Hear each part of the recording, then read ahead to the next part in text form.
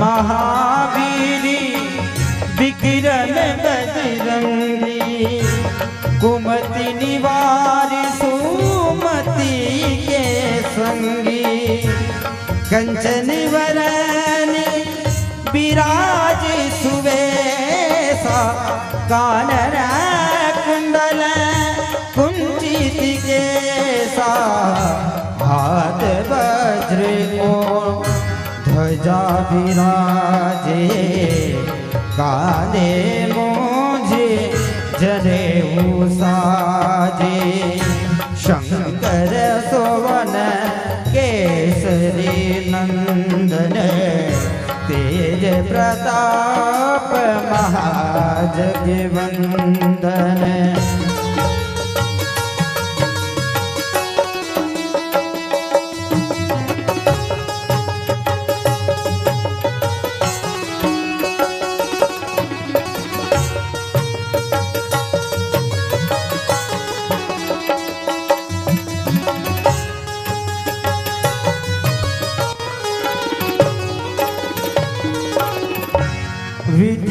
विद्यावानी गुणी अति चातुर, राम काजी करी वे को आतुरी, प्रभु चरित सुनी वे को रसिया, राम लखन सीता मन बसिया, सूक्ष्म रूप धरी सियहि दिखावा, विकट रूप धरी लंक जरावा, भीम रूप धरी असुर सहारे, रामचंद्र जी के काज सवारे, लाय सजीवन लखन जियाए, श्री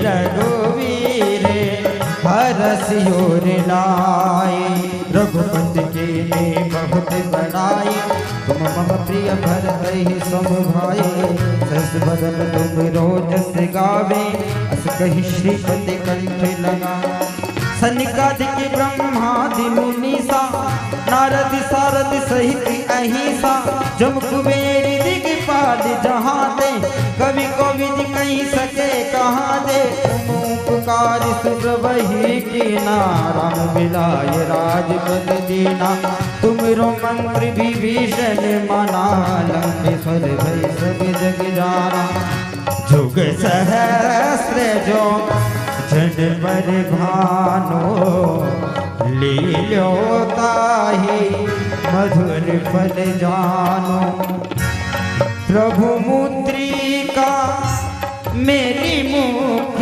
माही, जलधि लागी गए अचरज नाही, दुर्गम काज जगत के जेते, सुगम अनुग्रह तुमरे तेते, राम दुआरे तुम रखवारे, होत न आज्ञा बिनु बेसारे, सब सुख ले तुम्हारी सरिना, तुम रक्षक काहू को डरना, अपने तेज समारो आवे, तीनों लोग हाकते काबे, भूत पिशाच निकट नहीं आवे, महावीर जब नाम सुनावे, नासे रोग हरे सब पीरा, जपत निरंतर हनुमत वीरा, संकट ते हनो मान छुड़ावे,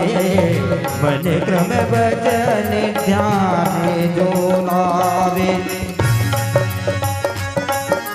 सब परिराम तपस्वी राजा, तिनके काज सकल तुम साजा, और मनोरथ जो कोई लावे, सोई अमित जीवन फल पावे, चारों जुग परिताप तुम्हारा है, बड़े सिद्ध जगति उजियारा, साधु संत के तुम रखवारे, श्री निकंदन राम दुआरे, अष्ट सिद्धि नवनिधि के दाता, असवर दीन जानकी माता, राम रसायन तुमरे पासा, सदा रहो रघुपति के तुमरे भजन राम को पावे, जन्म जन्म के दुख विसरावे। अंत काल रघुबरपुर जाई, जहाँ जन्म हरि भक्त का। और देवता चित्त न धरई, हनुमत से सर्व संकट कटे कटे बलबीरा। रघुबीरे हनुमत बलबीरा, जय जय जय हनुमान गोसाई। कृपा करो गुरुदेव की नाई, जो सतिवार पाठ कर कोई। छूटहि बंद महासुकोई, जो ये पढ़े हनुमान चालीसा। हो ये सिद्धि साची गोरी, तुलसीदास सदा हरिचेरा। कीजे नाथ हृदय माने, कीजे नाथ हृदय मानेरा, कीजे नाथ हृदय मानेरा। पवन तनय संकट हरण, मंगल मूर्ति रूप। राम लखन सीता सहित, हृदय बसऊं सुरभूप। सियावर रामचंद्र भगवान की जय। परम पूज्य गुरुदेव महाराज की जय। भोलेनाथ सरकार की जय।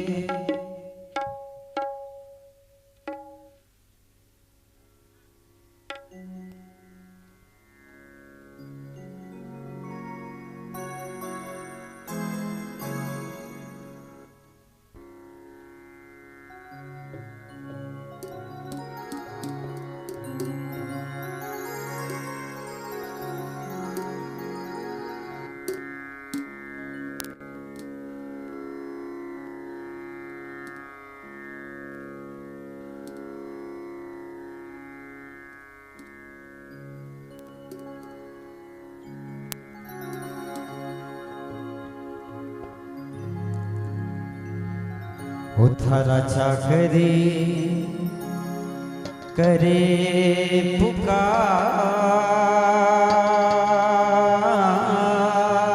गुरुजी बेगा बेगा, गुरुजी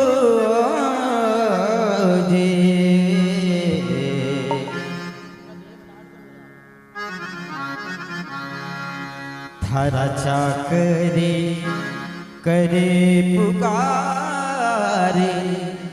गुरुजी बेगा पधारो आज। थारा चाकरी करे पुकार, गुरुजी बेगा पधारो आज। गुरुजी बेगा पधारो आज। गुरुजी बेगा पधारो आज। थारा चाकरी करे पुकार, पुकारी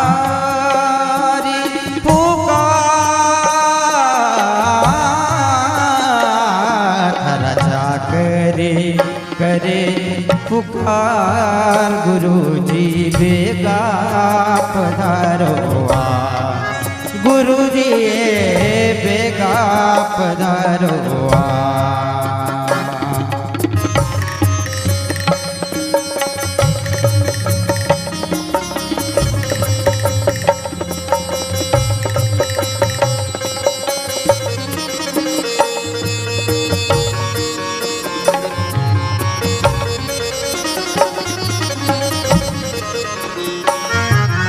गुरु गोविंद दो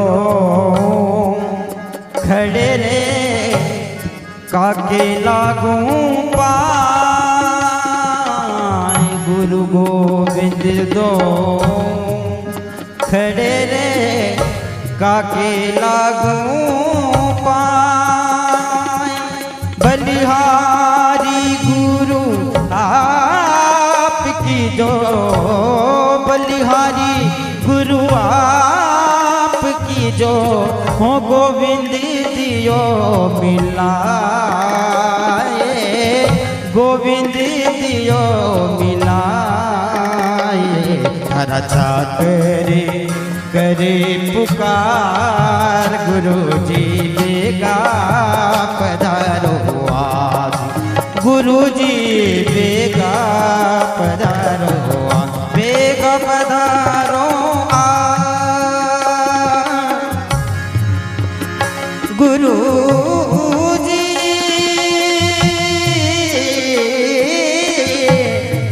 गुरुजी पधारो पधारो पधारो आज रे थारा छा करे पुकार गुरुजी बेगा पधारो आज गुरुजी बेगा पधारो आज गुरुजी बेगा पधारो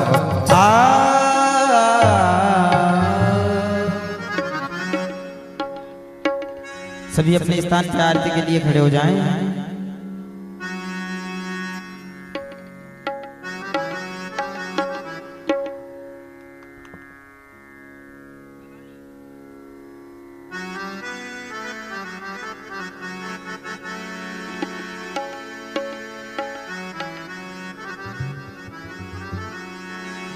बोलिए भोलेनाथ भगवान की जय हो। आरती करो हर हर की करो नटवर की भोले शंकर की आरती करो शंकर की आरती करो हर हर की करो नटवर की करो शंकर की आरती करो शंकर की आरती करो हर हर की करो नटवर की भोले शंकर की आरती करो शंकर की आरती करो हर हर की करो नटवर की करो शंकर की आरती करो शंकर की सिर पर शशिका मुकुट सवारे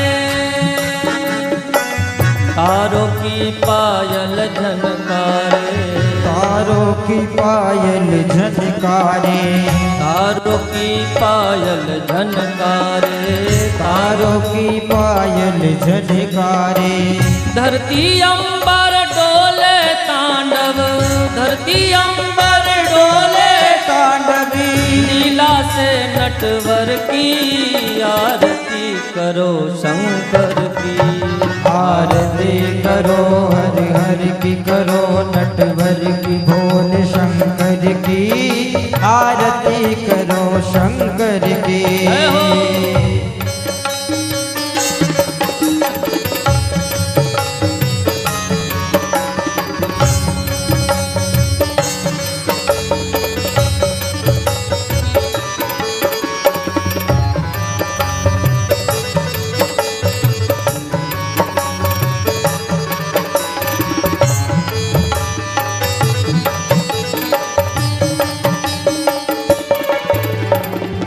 हार पहनने वाले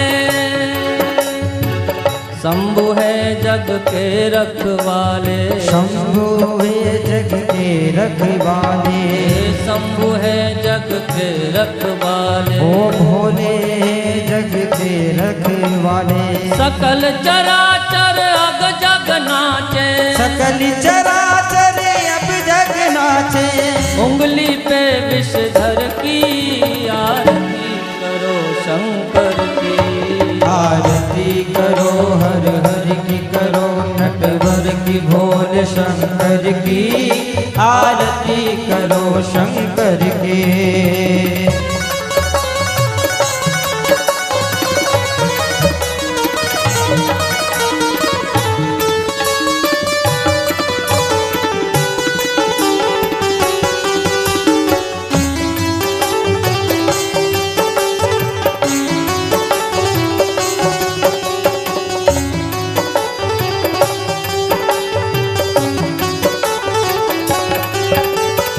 महादेव जय जय शिव शंकर जय गंगाधर जय डमरूधर जय गंगाधर जय डमरूधर जय गंगाधर जय डमरूधर जय गंगाधर जय डमरूधर। हे देवों के देव मिटा दो, हे देवों के देव मिटाओ। तुम विपदा घर घर की आरती करो शंकर की। आरती करो हर हर की करो नटवर की भोले शंकर की। आरती करो शंकर की।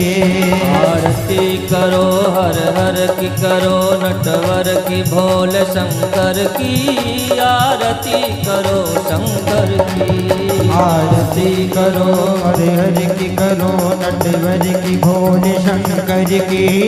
आरती करो शंकर की।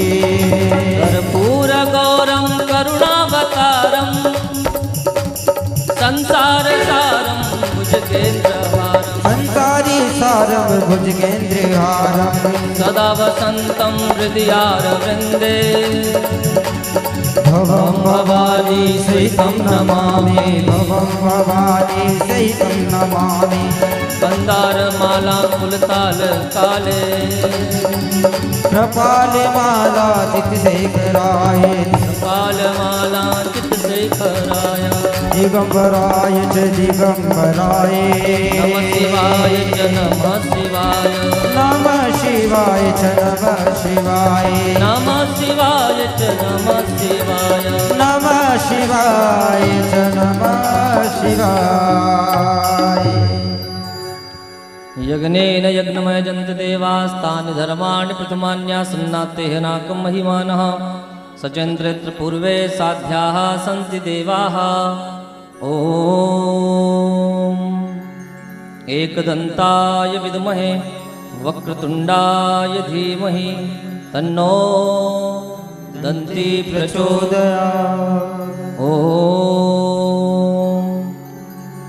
तत्पुरुषाय विद्महे महादेवाय धीमहि तन्नो रुद्रः प्रचोदयात्। नानासुगन्धिपुष्पाणि यथा कालोद्भवानि च पुष्पाञ्जलिर्मया दत्तगृहाणां परमेश्वरः।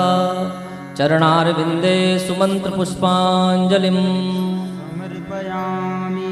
बोलिए भोलेनाथ भगवान की, गजानन भगवान की, रामचंद्र भगवान की, हनुमान जी महाराज की, मोर मुकुट वंशी वाले की, नर्मदा मैया की, सद्गुरुदेव भगवान की, महालक्ष्मी मैया की, अग्रसेन जी महाराज की। नमः पार्वती पतये हर हर हर महादेव। नर्मदे हर।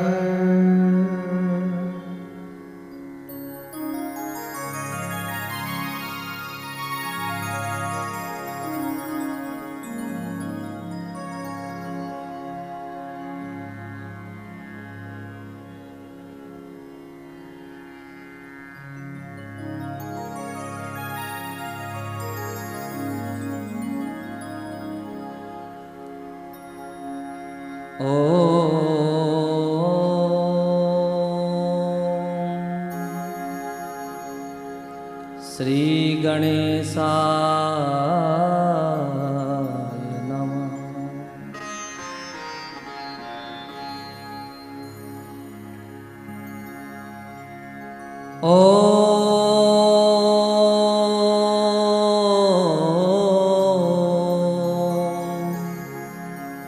श्री सरस्वत्यै नमः।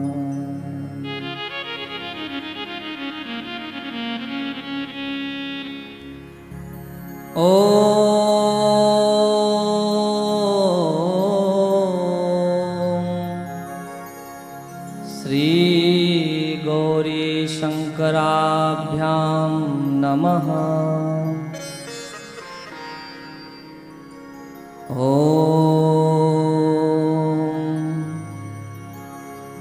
श्री वेद पुरुषाय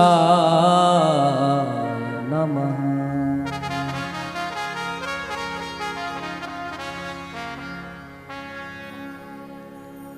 गजाननं भूतगणाधिसेवितं भूतगणादिसेवितम् कपीतजम्बूफलचारुभक्षणम् उमासुतं शोकविनाशकार्यकम्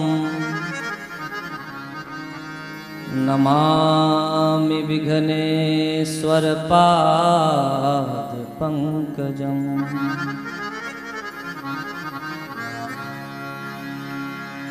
अतुलितबलधामम्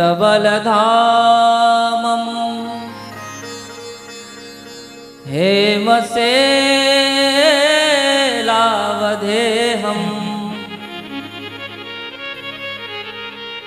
दनुजवनकृशानुं ज्ञानिनामाग्रगण्यम्।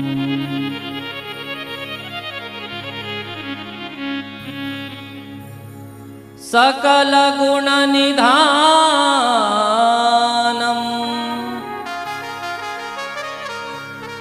वानराणामधीशम्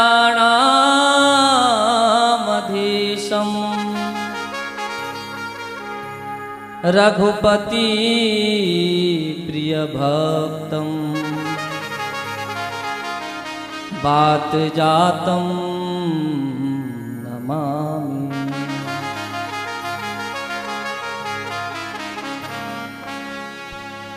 पवनतनये संकटहरण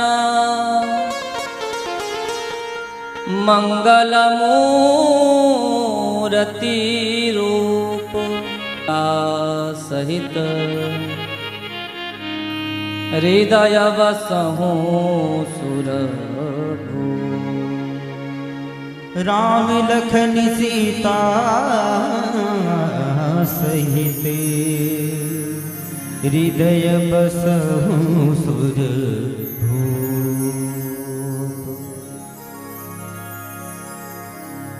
वन्दे देवउमापतिं सुरगुरुं वन्दे जगत्कारणं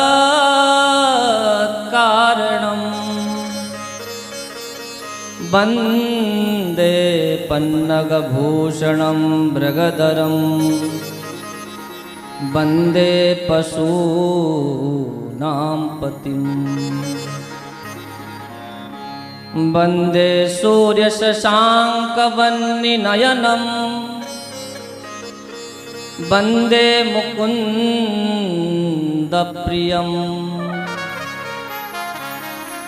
वन्दे भक्तजनाश्रयं च वरदं वन्दे शिवं शङ्करम्।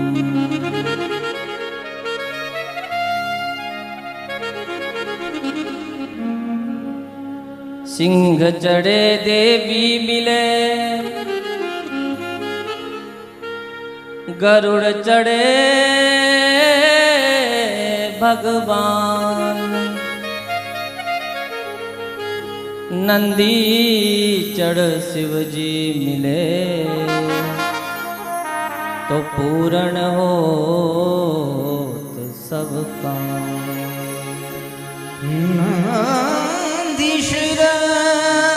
नंदी चढ़े शिव जी मिले तो पूर्ण हो सब काम।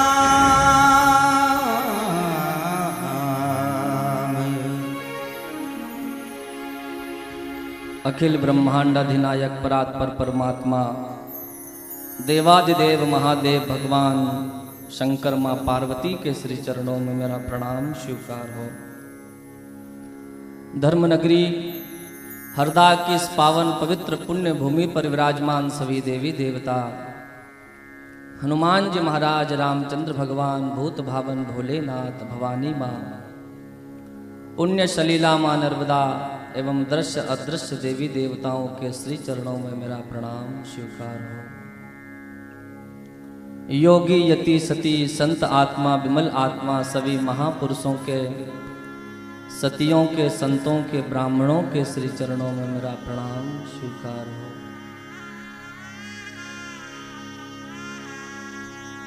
जिनकी कृपामयी गोद में बैठ करके हम कथा का रसपान कर रहे हैं, ऐसी आध्या शक्ति भगवती कुलदेवी महालक्ष्मी के श्री चरणों में मेरा प्रणाम स्वीकार। अग्रसेन जी महाराज एवं दृश्य अदृश्य देवी देवताओं के श्री चरणों में मेरा प्रणाम स्वीकार। नगर के नागरिक बंधुओं, श्रद्धामयी श्रोताओं, भक्ति शक्ति स्वरूपा, ममतामयी माताओं, स्नेहमयी बहनों, प्यारे बच्चों, आप हम सभी के घट घट में विराजमान श्री हरि सच्चिदानंद भगवान देवादिदेव महादेव को नमन वंदन और प्रणाम करते हुए आइए भगवान महादेव की पावन कथा महाशिव पुराण में हम प्रवेश करें। उससे पूर्व 2 मिनट के लिए प्रेम से हम ताली बजा करके मन, वाणी और चित्त को एकाग्र करने के लिए भगवान के नाम का संकीर्तन करेंगे। तत्पश्चात श्री ज्ञान गंगा में प्रवेश करेंगे। कथा के शुभारंभ में ताली बजाकर नाम संकीर्तन गाना चाहिए। और कलयुग में नाम संकीर्तन का विशेष महत्व बतलाया गया है। जो फल सतयुग में, द्वापर में और त्रेता में बहुत यज्ञ करने के बाद, तपस्या करने के बाद में मनुष्य को प्राप्त हुआ करता था, वही फल कलयुग में केवल ताली बजाकर हरि कीर्तन गाने मात्र से, भगवान का नाम स्मरण करने से ही मनुष्य को प्राप्त हो जाता है। इस बात को बाबा तुलसी ने रामायण के अंदर लिखा है कि कलयुग केवल नाम आधारा और सुमर सुमर नर उतरहि पारा। जीवन में कोई शुभ कर्म नहीं बने, मंदिर जाते नहीं बने, तीर्थ यात्रा में जाते नहीं बने, संत सेवा, गुरु सेवा, गरीब की सेवा, कहीं पर जाने का शुभ अवसर प्राप्त नहीं हो पाए तो भी निराश मत होना। भगवान कहते हैं तुम घर बैठे अगर मेरा नाम स्मरण करोगे, ओम नमः शिवाय, ओम नमः शिवाय, ओम नमः शिवाय, हर हर महादेव शंभु, श्री कृष्ण गोविंद हरे मुरारे, हे नाथ नारायण वासुदेवा, जो नाम आपको प्रिय लगता हो, जिस नाम के प्रति आपका आकर्षण हो, आपका विश्वास हो, आप अगर घर बैठे ही भगवान के नामों का स्मरण करते हो तो भगवान कहते हैं कि मैं घर बैठे ही तुम्हें समस्त तीर्थों का फल और केवल नाम संकीर्तन गाने मात्र से ही प्रदान कर देता हूँ। सियावर रामचंद्र की जय। कलयुग योग यज्ञ नहीं ज्ञाना और एक आधार राम गुण गाना। कलयुग योग यज्ञ और तपस्या के लिए नहीं, ये नाम स्मरण के लिए है।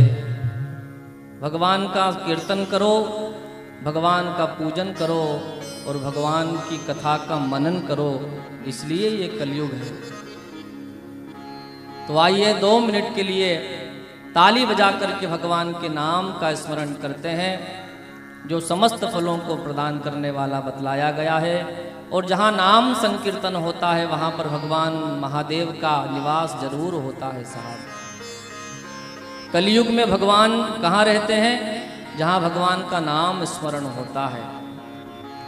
तो जहाँ नाम कीर्तन होता है, नाम भक्ति होती है, भगवान के नामों का हम जहाँ उच्चारण करते हैं, भगवान कलयुग में उस स्थान पर आकर के उपस्थित होते हैं। तो आइए इस भाव से कि भगवान यहाँ पर पधारें, हम सभी का कल्याण करें, इस भाव से आप 2 मिनट के लिए प्रेम से ताली बजा करके नाम स्मरण करिए।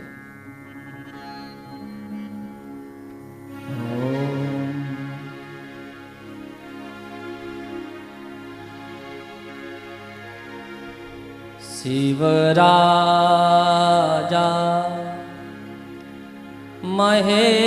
महेश्वराय शंकर शिव शंभु, शिव राजा महेश्वराय शंकर शिव शंभु, शिव राजा महेश्वराय शंकर शिव शंभु, शिव राजा महेश्वराय शंकर शिव शंभो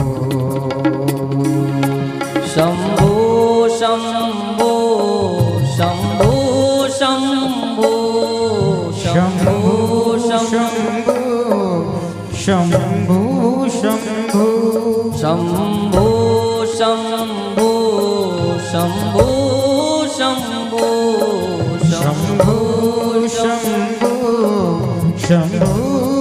शंभो जय शंकर शिव शंभो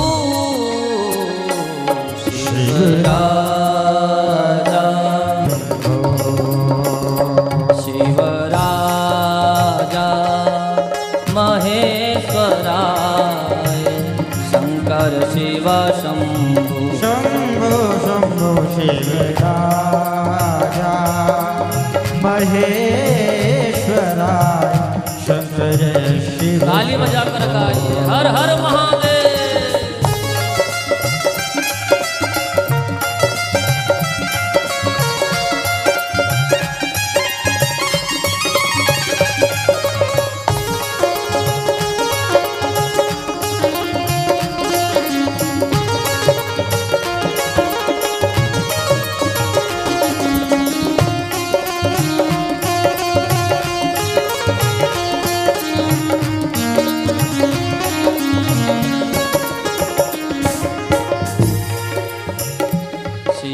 राजा महेश्वराय शंकर शिव शंभो शिव राजा महेश्वराय शंकर शिव शंभो शंभो शंभो शंभो शंभो शंभो शंभो शंभो शंभो शंभो शंभो शंभो शंभो शंभो शंभो शंभो शंभो जय शंकर शिव शंभो शिव राजा महेश्वराय शंकर शिव शंभो शिव राजा महेश्वराय शंकर शिव शंभो शिव राजा महेश्वराय शंकर शिव शंभो हर हर शिव शंभो महादेव शंभो शंभो हर हर शिव शंभो महादेव शंभो हर हर शिव शंभो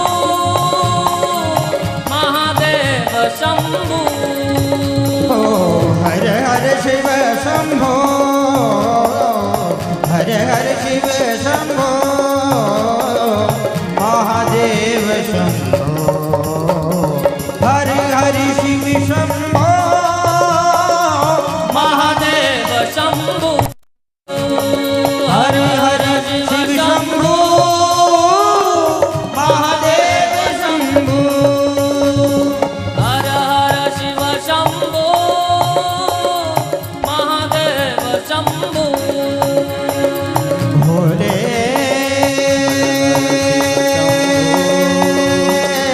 महादेव शंभो भोले भोलेनाथ महादेव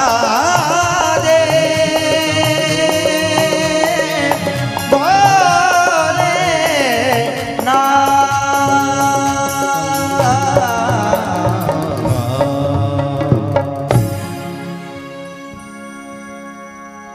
हर हर शिव शंभो महादेव शंभो बोलिए हरि हरि शिव शंभो महादेव शंभो इस जीवन में मति पाप कमा कुछ पुण्य कमा करके घर जा,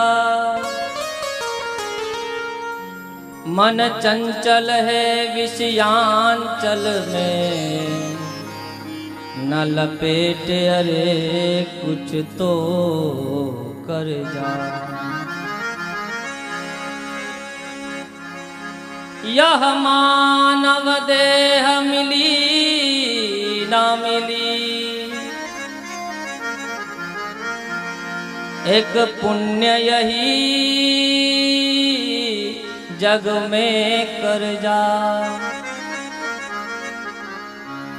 गिरजापति के पद पंकज में, गिर जा गिर जा गिर जा गिर जा।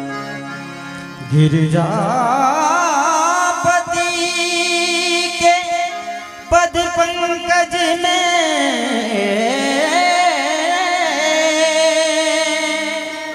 गिर जा गिर जा गिर जा गिर जा।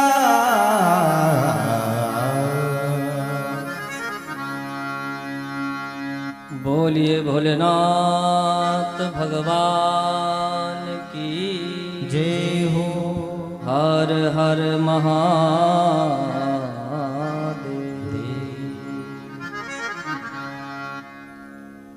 नैमिषारण्य के पावन तीर्थ में विराजमान सोनकादि 88,000 ऋषि मुनि महात्मा सदगुरुदेव सूत जी से निवेदन करते हैं कि हमें भगवान महादेव का पावन चरित्र श्रवण कराइए। और सूत जी महाराज जो कथा भगवान महादेव ने मां पार्वती को श्रवण कराई, बाद में वही कथा ब्रह्मा जी के मानस पुत्रों को मिली। वही कथा ब्रह्मा जी के मानस पुत्रों ने वेदव्यास जी को सुनाई और वेदव्यास जी ने अपने शिष्य श्री सूत जी को सुनाई। सूत जी कहते हैं, महात्मन मैं वही कथा तुम्हें सुनाने जा रहा हूं जो मेरे महादेव के मुख से निकली है।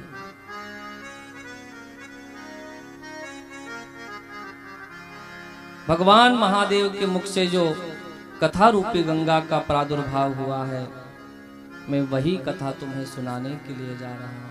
कथा को भी गंगा कहा गया है साहब, कथा भी गंगा है।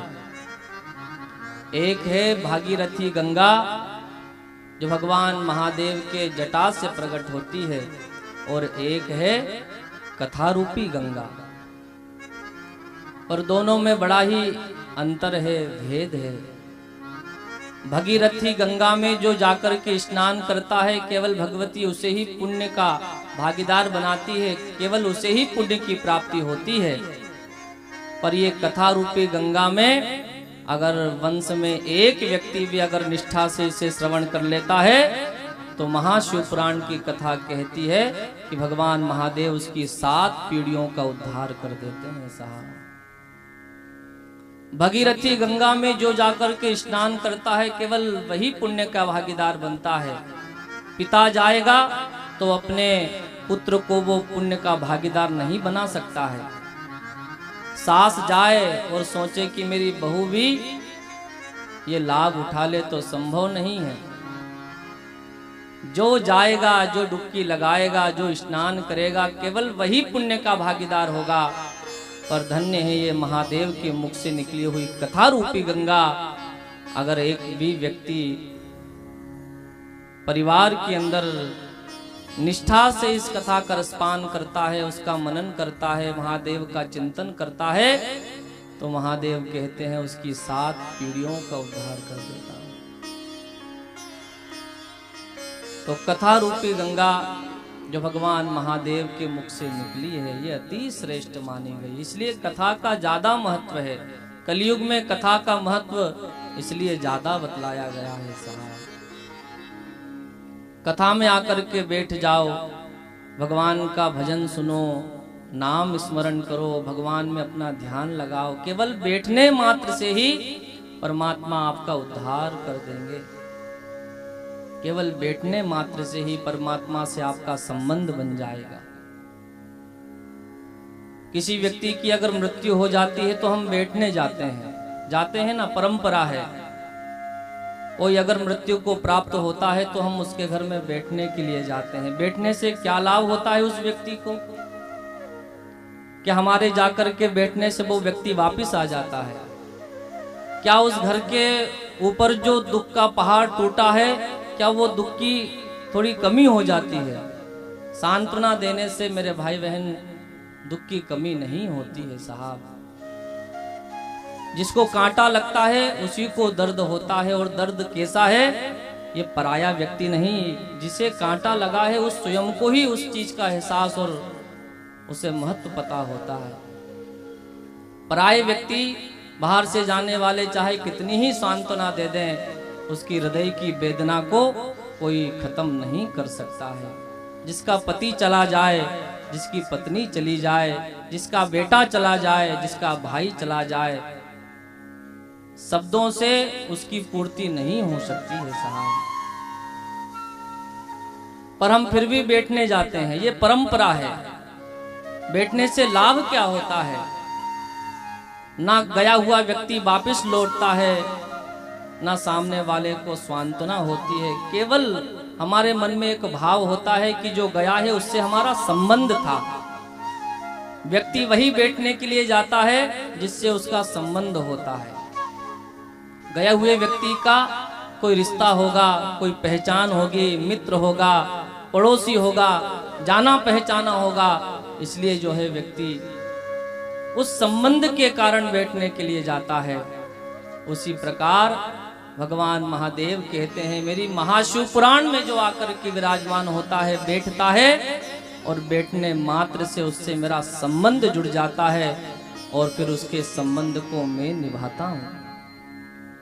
संसारिक लोगों के घर में बैठने से लाभ नहीं मिलेगा, लेकिन महादेव की कथा में जाकर के बैठोगे तो परमात्मा से आपका संबंध बन जाता है मेरे भाई बहन।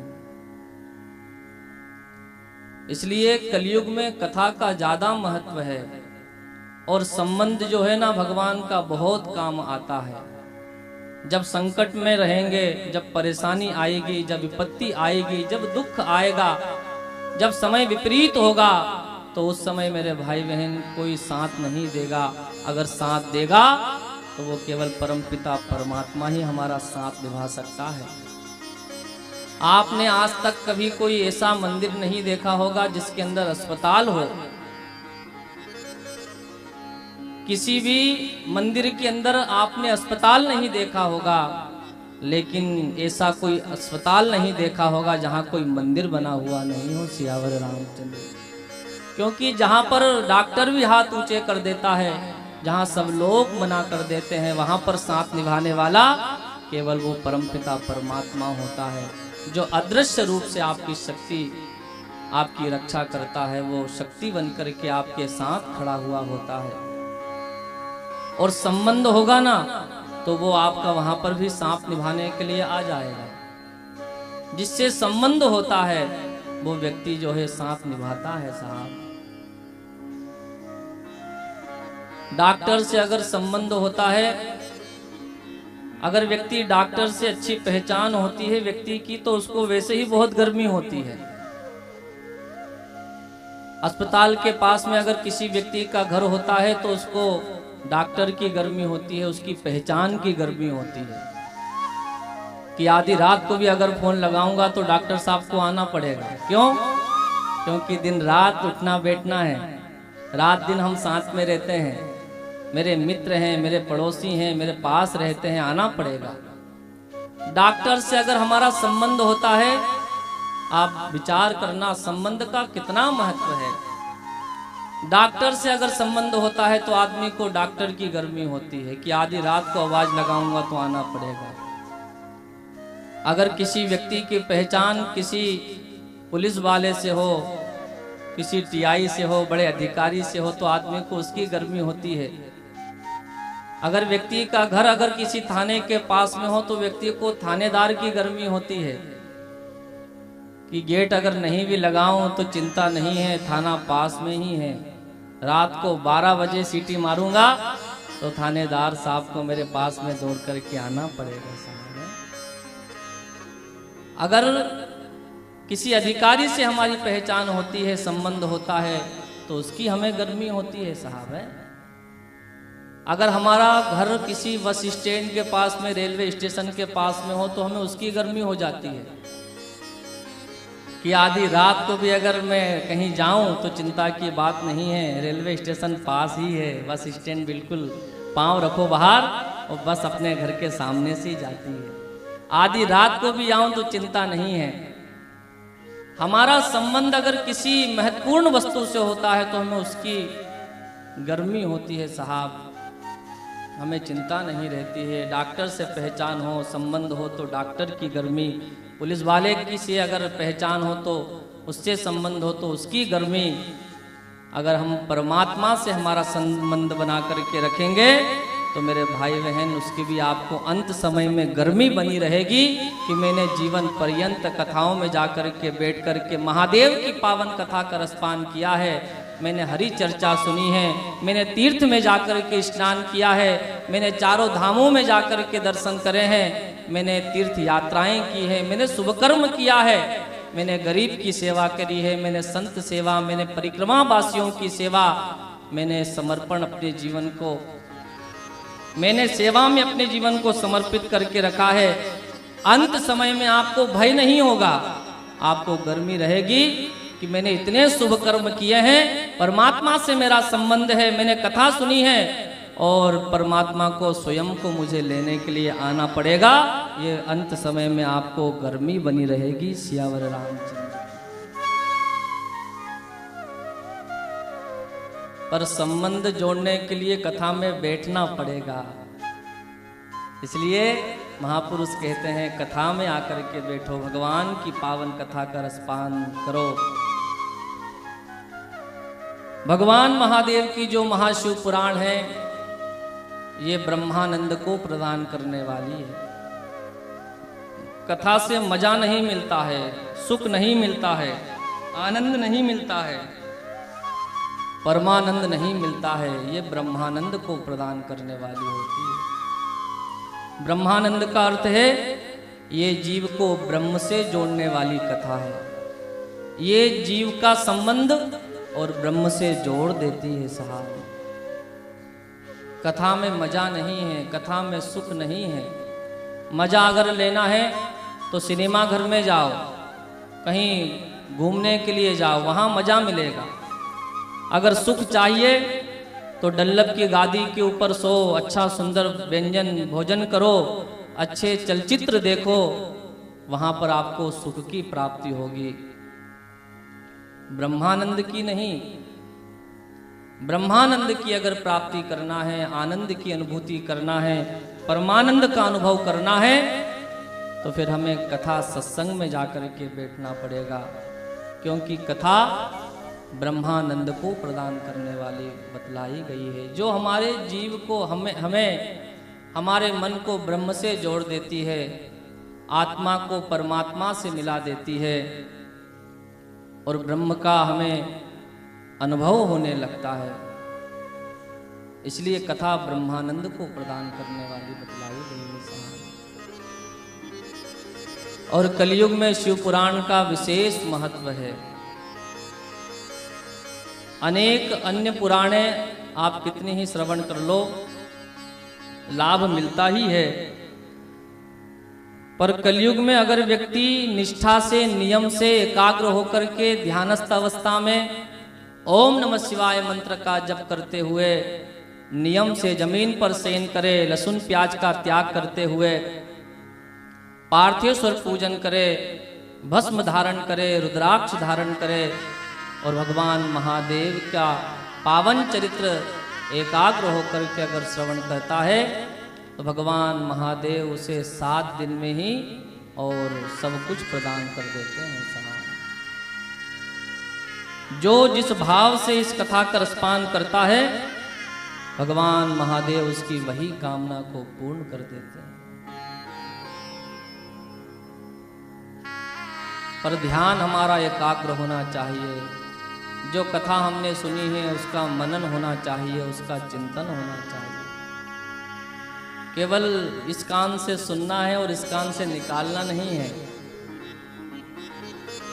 सुनने के बाद में कथा का मनन होना चाहिए, चिंतन होना चाहिए, तब कथा का लाभ हमें प्राप्त हो पाएगा। केवल सुनने मात्र से ही भगवान कृपा नहीं करते हैं मेरे भाई बहन।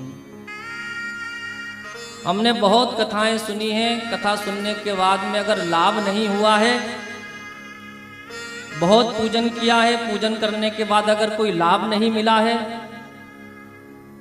बहुत मंत्र जाप किए हैं और मंत्र जाप करने के बाद में भी अगर कोई लाभ नहीं मिला है, तो जरूर आपके कर्म में कहीं ना कहीं त्रुटि रही होगी। क्योंकि भगवान अपनी तरफ से कभी कोई कसर नहीं छोड़ते हैं मेरे भाई बहन। अगर आप किसी नदी के अंदर अपना हाथ डालोगे तो हाथ गीला होगा, और अगर हाथ गीला नहीं हो रहा है तो कहीं ना कहीं आपका हाथ नदी तक पहुंचा नहीं है। आपको अगर उस पुण्य की प्राप्ति नहीं हो पाई है, बहुत मंत्र जाप करने के बाद में भी, बहुत पूजन करने के बाद में भी, बहुत कथा सुनने के बाद में भी अगर लाभ नहीं मिल रहा है, तो कहीं ना कहीं आपके कर्म में त्रुटि है, जिसके कारण आपके ऊपर कृपा नहीं हो पा रही है। नहीं तो भगवान महादेव देवादिदेव हैं, आशुतोष हैं, भोलेनाथ हैं, वो जीव के ऊपर दया करने वाले हैं। लेकिन भगवान का भी नियम है, भगवान जीव के अंदर बहुत सी चीजें देखते हैं। पवित्रता, शुद्धता, नियम, आचार विचार, आचरण, व्यवहार, ये सब हमारे अंदर अच्छे और पवित्र होना चाहिए, तब भगवान की कृपा होगी। केवल सुनने मात्र से ही सब कुछ नहीं मिल जाएगा मेरे भाई बहन। सुनने के बाद में मनन करना होगा, चिंतन करना होगा। सिर्फ ऐसी कोई कामना नहीं जो भगवान महादेव पूर्ण नहीं कर सकते हैं, उसको पूरी नहीं कर सकते हैं। अगर हमने हाथ डाला है तो हाथ गीला जरूर होगा, और हाथ अगर गीला अगर नहीं हो रहा है तो कहीं ना कहीं चूक हमारे अंदर है, हमारा हाथ उस सरोवर तक नहीं पहुंच पा रहा है साहब।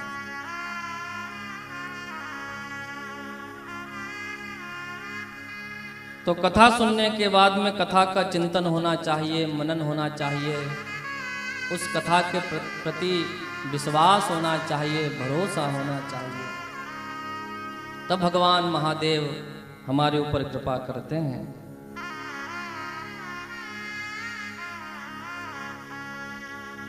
संत ऋषि मुनि महात्माओं ने नैमिषारण्य में सूत जी से एक प्रश्न किया, गुरुदेव भगवान महादेव शिवलिंग रूप में इस संसार में कैसे पूजित हुए, और कब से भगवान महादेव का यह शिवलिंग पूजने योग्य होता है? आप कृपा करके हमें ये कथा विस्तार से श्रवण कराइए। हर देवताओं के स्वरूप पूजाते हैं, गणेश जी का स्वरूप पूजित होता है, भगवान राधा कृष्ण जी का स्वरूप पूजित होता है, लेकिन भगवान महादेव का शिवलिंग क्यों पूजित होता है? क्या कारण था? और भगवान महादेव का स्वरूप से ज्यादा शिवलिंग पूजन का महत्व बतलाया गया है मेरे भाई बहन। तो सूत जी कहते हैं कि एक समय की बात है, भगवान नारायण में और ब्रह्मा जी के अंदर युद्ध होता है, विवाद हो गया। विवाद किस बात का? कि हम में से बड़ा कौन है, श्रेष्ठ कौन है।